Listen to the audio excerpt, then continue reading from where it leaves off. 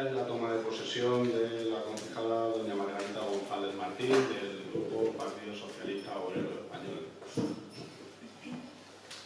Se encuentra en la sala, por lo tanto invito a la señora González a que tome asiento en el salón de sesiones unida a su grupo político.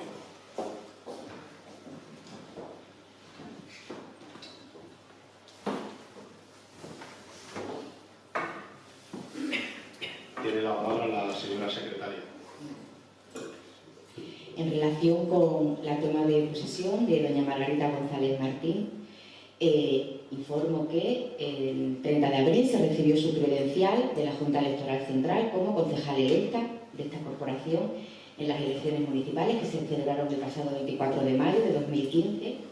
Con fecha 2 de mayo, la señora González ha formulado la preceptiva declaración de actividades y de bienes, habiendo sido también debidamente informada del régimen de incompatibilidades para el cargo de concejal.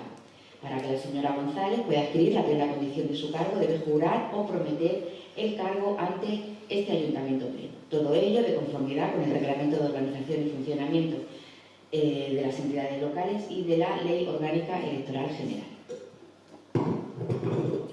Señora González, para tomar posesión, ¿juráis o prometéis por vuestra conciencia y honor cumplir fielmente las obligaciones del cargo de concejal con lealtad al Rey y guardar y hacer guardar la Constitución como norma fundamental del Estado?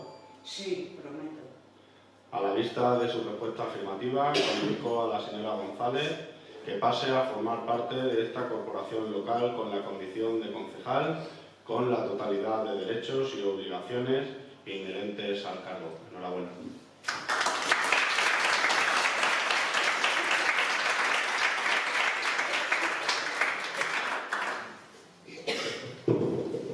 Continuamos. El tercer punto del orden del día es la toma de posesión del concejal de don Florencio Martín Mora del Partido Socialista Obrero Español, que no se encuentra en la sala y no obstante pues tampoco ha pasado por el ayuntamiento para coger su credencial, así que pasamos al siguiente orden del día, al siguiente punto del orden del día.